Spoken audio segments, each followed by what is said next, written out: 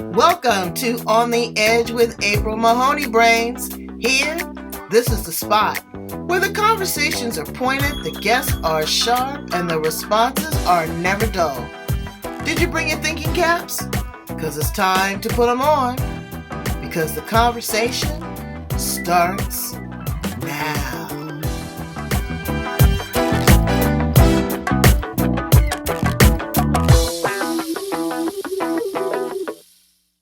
Well, you are pretty good and pretty popular in the millennial section of Christianity. Yeah. You talk like you got some life experience there. You gonna share that with my brains here on the edge? Yes. I'm excited. So it's been a journey, and it's really crazy because the things that I've been through, you'll think that my walk has been very long, but it's been one of those on and off things, and I barely just been devoted seriously for a year now. Okay, so when you say devoted, well, first let's introduce you. Sarai, this is On the Edge with April Mahoney and the Brains, the place the conversation is pointed, the guests are sharp, and the responses are never dull. Brains, this is going to be a good one because I'm feeling some energy right now. I'm going to just get all up in the business, and we're going to talk about some big girl stuff. Because I can't believe that she's been through so much. We're going to see what she's been through in her life. You don't look over, let me guess, 31, maybe. You hit it right on the money. What? 31. Yes. Really? Look at you. Okay. Now I'm just saying. Okay, but see, mother has lived. Okay, I am 60. Yes. I done lived your life. As I tell my kids, I done lived your life twice. Yes, and you look really great. Seriously. Well, thank you. Thank you so much. So tell my brains how you show up in the world. Introduce yourself. Hello, everyone. My name is Sarai Johnson. Again, I am 31. I have 3 beautiful children, 2 boys, 1 girl. Again, just a little bit about me. I love volleyball. I love God is the most important thing. And when I say that, I really say that. And that has just really been my main focus is my walk with Christ, because again, I've been through so much. So that is like the center of my life, and everything else is just kind of around it. So okay, well, I'm gonna ask you some tough questions. That's okay, and I don't want you to be all up in your feelings. But I want you to feel the fear and do it anyway. Okay. Okay. Now you're a mother. You had 3 kids, and you're 31 years old. What happened? I mean, I don't mean in a judgment. Yeah, absolutely. So with my oldest, I was very young at that time. I was very insecure within myself because things had happened to me in my past, being molested, being raped, and just wanted someone to love me. We did get married, but that did not work out at all. So, which is really crazy because we only barely just got divorced probably 2 years ago. Wow. With my youngest 2, I was in that relationship for about 8 years on and off. It was not a really great relationship, but again, being broken, insecure, and just wanting someone to say I have someone, that is what led me to have 3 children, again with no husband, or no commitment. Right. And you know what? And I wanted you to say that. And thank you so much for being transparent. Because young girls, you're looking for love in all the wrong places. I'm dying to have a grandbaby. My daughter says she ain't touching it. She said, she give me a grand puppy. And I said, why? She said, because it's a lot of responsibility. Yes, it is. You got to clothe them. You got to feed them. You got to be patient with them. And young mothers, I ain't judging all of y'all, but them kids will drive you cuckoo crazy. And everybody's not patient, and everybody's not cut out to be a mother either. Yes, ma'am. And I've been through that. I've just recently learned that I wasn't even being a mother. I was really being a chaperone. And a lot of, that needs to be talked about as well. a lot of mothers, broken mothers, young mothers, are not really being mothers to our children. We're only being chaperones to them. And so I really learned that as I have become now healed and with my walk in Christ, I've been beginning to learn that and be a real mother to my children. So it's been a journey. Is that an independent walk with Christ, or is that let me pick my words carefully here, concerted effort among the congregation? So it's very individual. It's very independent. Okay. This is something for me. This is something that it's truly my relationship outside of the body of Christ or outside of the four walls of the church. This is solely me independently being devoted to Christ for myself. And because, just that touch that God gave me when I was in my broken place. Okay, but let me ask you this. Do you think that sometimes we can go from one extreme to the next? Okay, because again, like you said, you had relationship, you were mistreated. Mm-hmm. As you involved into your own relationships, you accepted that behavior because it was conducive to what you were used to. So we get in that area, but then we find God. And I'm not just saying you, I'm just saying overall, you find God, and then you just go to this extreme. What has been the difference? So, right, let me just ask you a question. Really, and 100% transparency. What has it done for you, your walk with Christ? Has it made your finances better? You a better parent? And I mean something tangible. I know what it's done for your heart and how you feel. Right. Has it changed your self-esteem? Does it allow you to make better choices when you're picking suitors in your life, be them friends or, your next boyfriend, husband, whatever? What has it really sunk into you? So absolutely, it truly has healed me. I don't feel that I would have gotten to this place without God. It's a different type of peace. It's a different type of joy that I cannot find in the world. Even if I have nothing at all, I will still be at a peace and at a joy that I am because I get it from my walk with Christ. And again, it has made me a better mother because again, I was not truly parenting. If I can be very transparent, as you said, I was one of those mothers that I was so broken, I was spewing it into my children. I was cussing with my children, not really treating them with love. And I thought I was a great mother.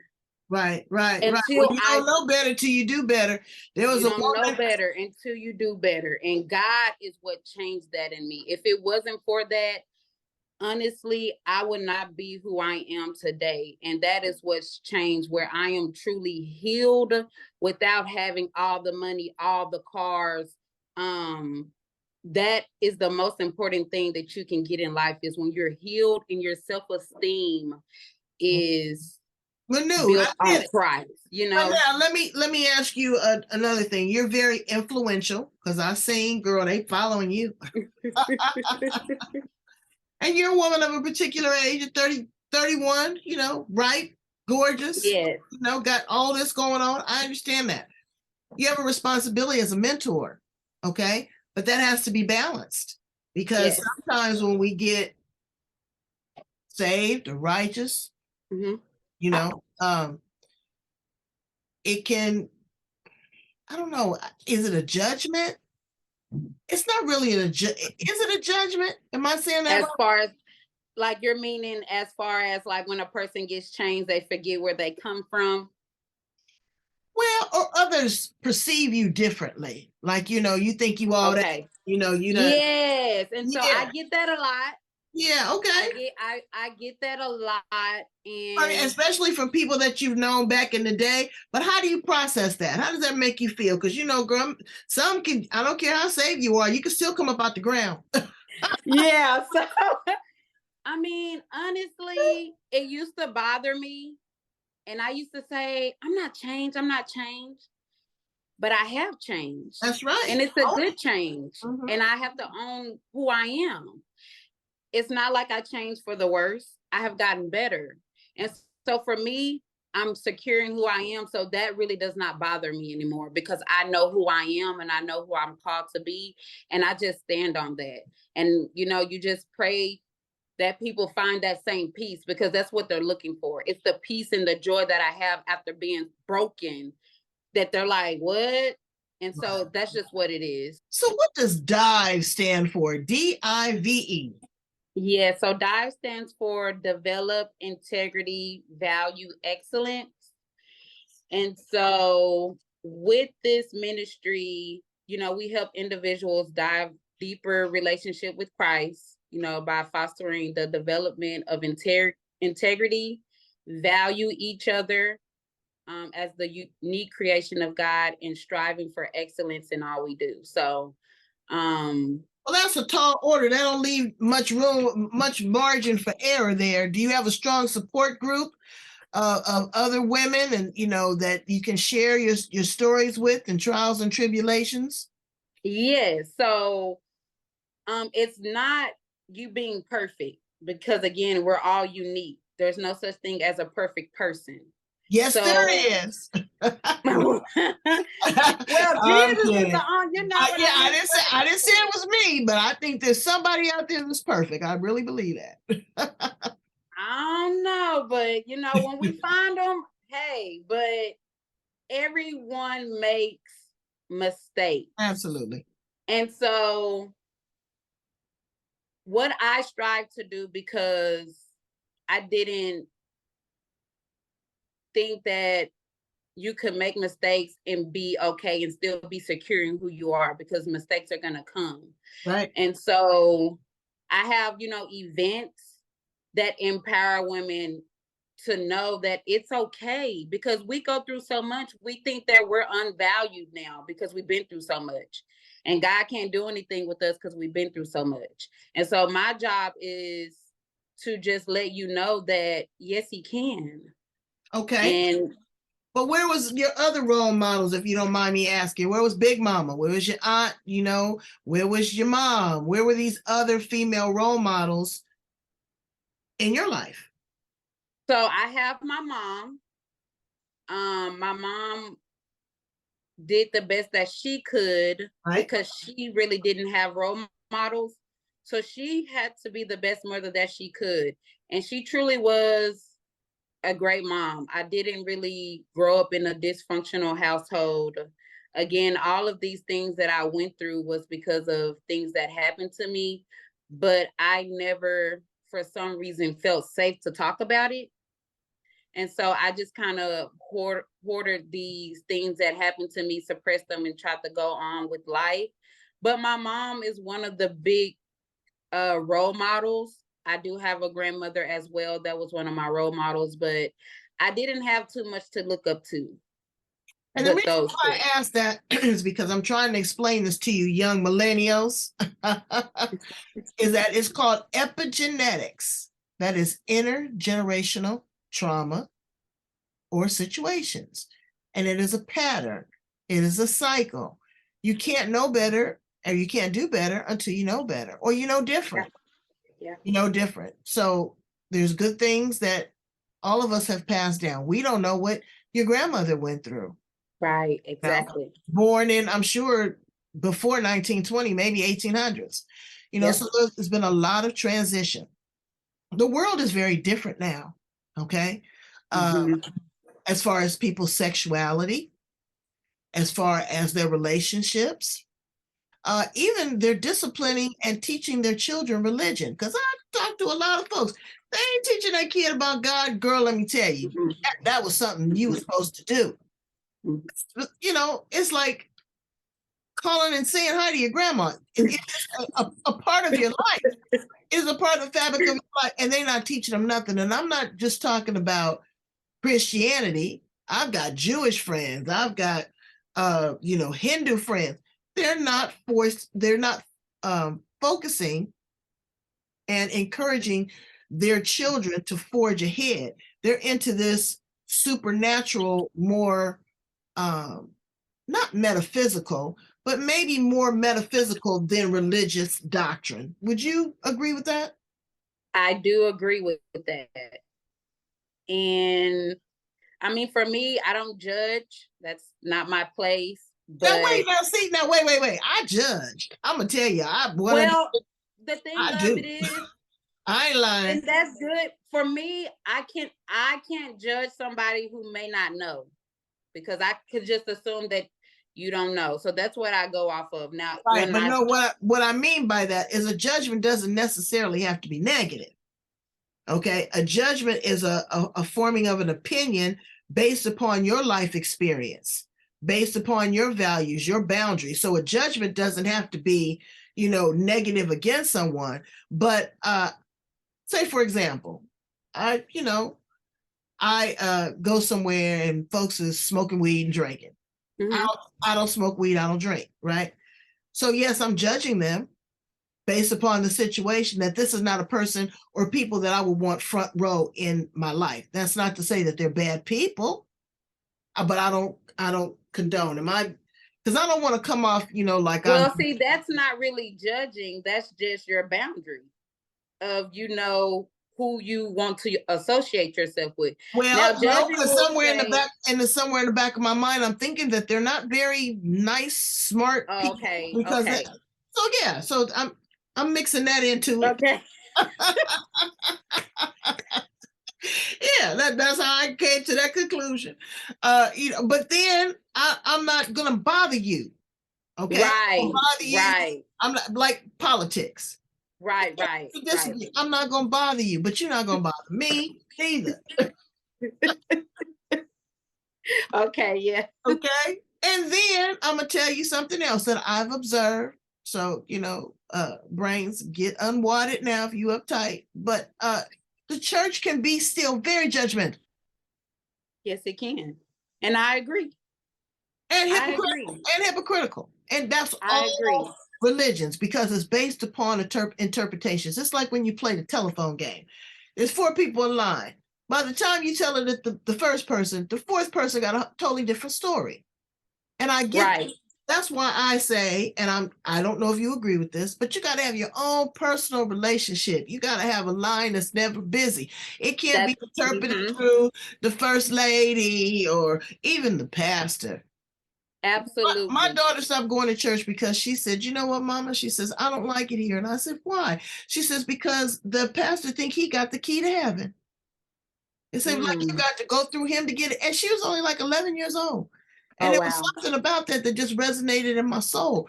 But that doesn't mean that we don't have a responsibility to let our children know that there is something greater beyond them, beyond all circumstances. We do walk by faith, not by sight.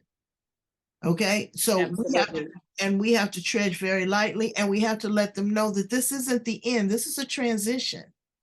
So that's where the spiritual comes into it, and that's where I find that there's a deep divide between the Christian church and a lot of energy and metaphysicals. They don't want to intertwine the two, but there's something beyond Jesus. So the thing is, that's one of the things that I don't agree with. So there's that new age spirituality. You do have to have your relationship with God. But also the Bible is the instruction of things. And some of the things that people practice, it's not biblical. Right. And so I don't agree with it, but I'm not going to judge you. Like you said, I'm not going to go and bother you. Right. You know what I mean? If I come encounter with you, we can have conversation. I believe in having conversations. Nowadays, people don't know how to hold a conversation. No, they don't. To understand each other, or they get so ugly. So I mean, but we do have to, as a church, get away from that, because we don't have the power to convert anyone. We just have the power to tell the gospel, and then that's it. We're supposed to sow seeds, and that's it. But I mean, yeah, it's a lot of judgmental things. I pray that people do get back to the body of Christ, to the church, because just because one church hurt you doesn't mean that that's the only church in America. Well, I've been hurt like 4 times. Yeah. Okay. I have been thoroughly disappointed. Okay. And I'm not even talking about because girl, when you get up in the pulpit Sunday, you looking good, and the pastor done popped a fresh mint in his house, and you done, in his mouth, and you done fell out, and the offering's been good. It's a wonderful thing, So I love that, and I'm not knocking any of that, and I love to be with my brothers and sisters in the body of Christ because I know the Spirit is moving. Yeah. But along those same lines, I don't like to be deceived, and so I have to use my common sense. Okay, when I see things that's not right, repeatedly, and then they say, well, you got to forgive them because they're just a man. Well, you know what? I look at my pastor, be it male or female, as a mentor. I look at them as like I look at my parents. They're my spiritual parents. They're the person that's leading the flock. So you have a responsibility. And when you fall short of that, I'm out. Absolutely. I'm out. Absolutely. And again, so I have my own, corner in the sky. I've got my own church, was in the temple of my heart. I read my word, and I read other people's words. Yeah. When it comes down to the real deal, a lot of them are similar in so many ways. That is it's true.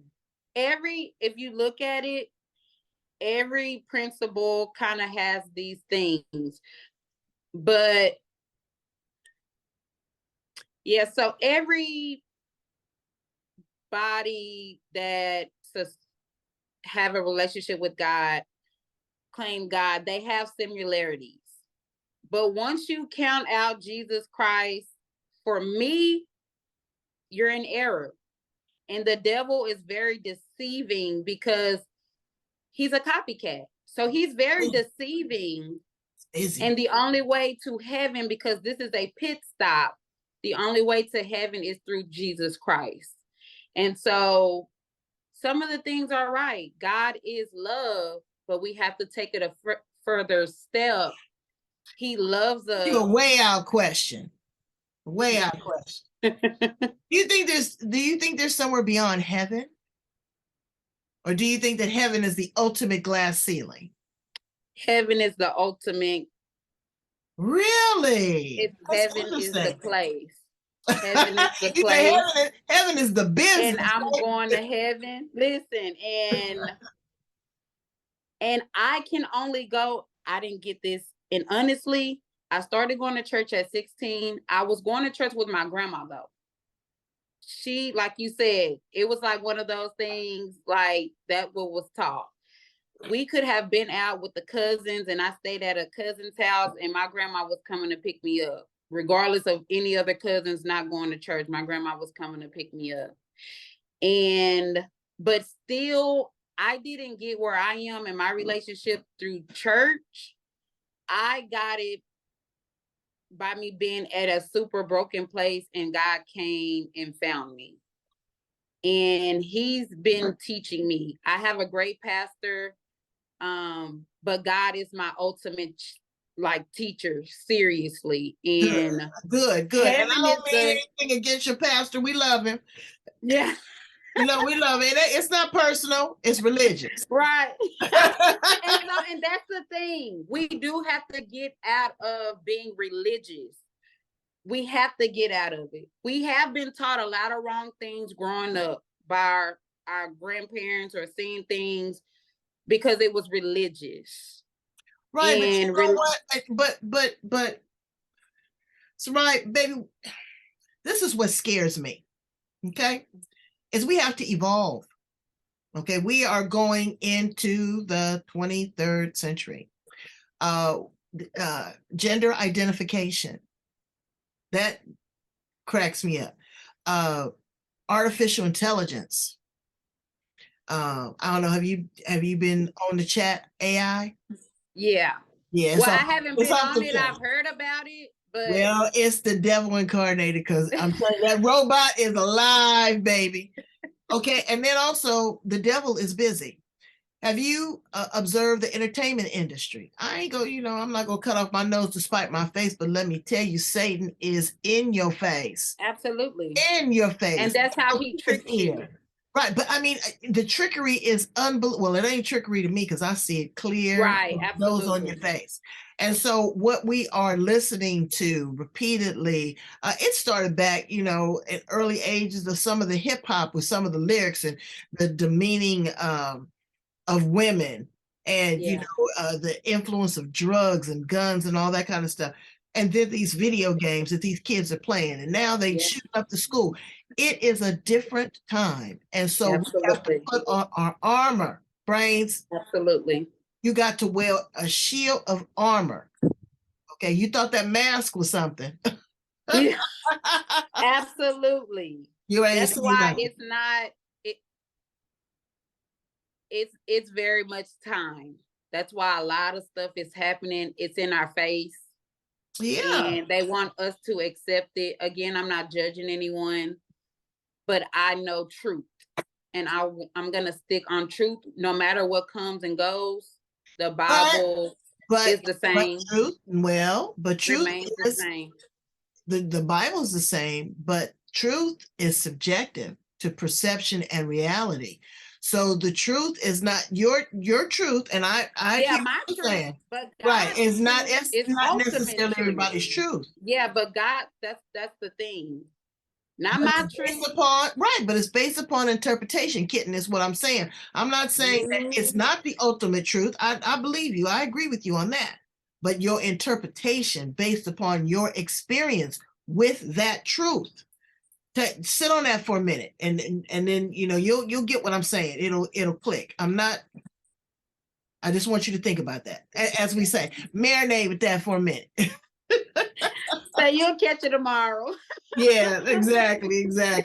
So anyway, I love you and thank you for allowing me to, get back and forth because I want to know what's going on. Absolutely. 30 years ago, they wasn't doing no online dating. We were still trying to meet in the movies, all that kind of stuff. But that's very different now, how you meet somebody and all It is. and then all of the social media, and people really get caught up in their feelings about social media. Girl, I'll unfriend your behind in a minute. It ain't personal. It's not. We just ain't vibing. It's Exactly. not reciprocal. I'm not feeling you, or you not feeling me. If we ain't feeling each other, out you go. And that's okay. Yes. It's like what Oh my happened to God. Oh my real God. Who does that? conversation? Let me Ew. see how you feel. You see how I feel. And then it's like, to me, it's a good dialogue to see how people think, where they come from, why they think what they think, because I'd be sometimes. so hypersensitive about this stuff, and I'd be like, you know what? Don't give it no energy, boo. Really, don't you spending more time trying to figure out why you was unfriend than you did when you clicked on the friend me. You don't Yeah, ask me nothing. You don't look at my profile. You don't look at my web page. You don't look and see if I'm killing puppies. You don't know nothing about me, but you quick to, collect me like a token. I ain't feeling you. yeah. Social I had that slavery. happen to me a couple of weeks ago. And Yeah. I said, I post like this all the time, but because I posted a celebrity, everybody came out the woodworks. And I said, so that lets me know that y'all see my post, and I'm like, why are y'all so angry? It's okay for us to have different opinions about things.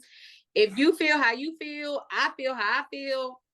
Okay, but it was That's like an right. uproar, You're and I supposed was to like, you're supposed to be able to be, you're supposed to be able to feel the feels. And there's absolutely nothing yeah, wrong just with that.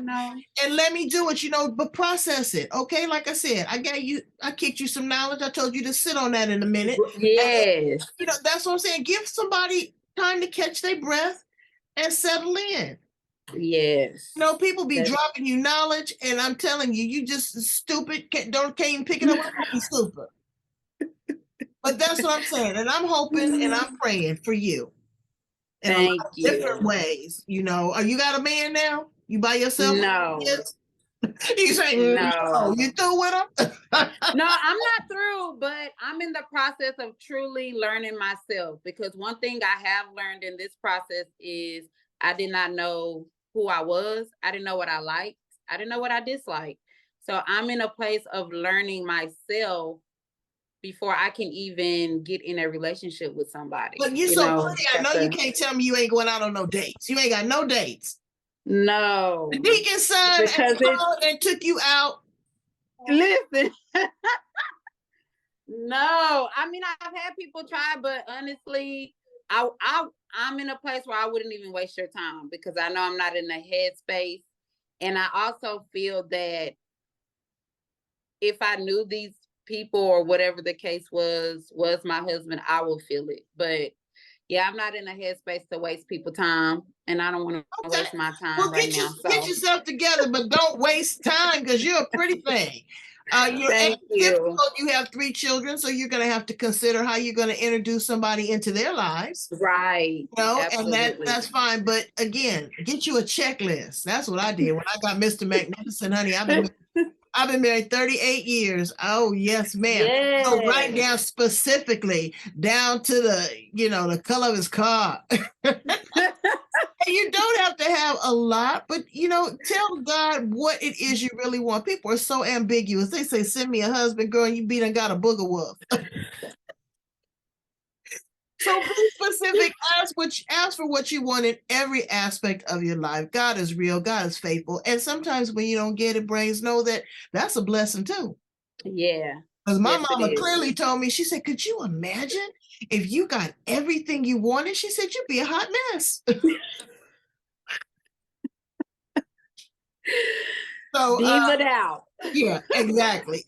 So tell my brains how to get in contact with you and the group of D.I.V.E. Again, for a nice conversation. You can agree to disagree. She's open to that. You might learn something. She might learn something. Yes.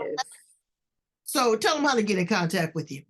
So you can get in contact with me through D.I.V.E Ministry. That's DIVEMINISTRY.com. My email is info@diveministries.org. Again, I'm on Facebook. First name is Sarai Johnson. I'm like, oh, I can't even spell my own name. Look. But you're doing too much.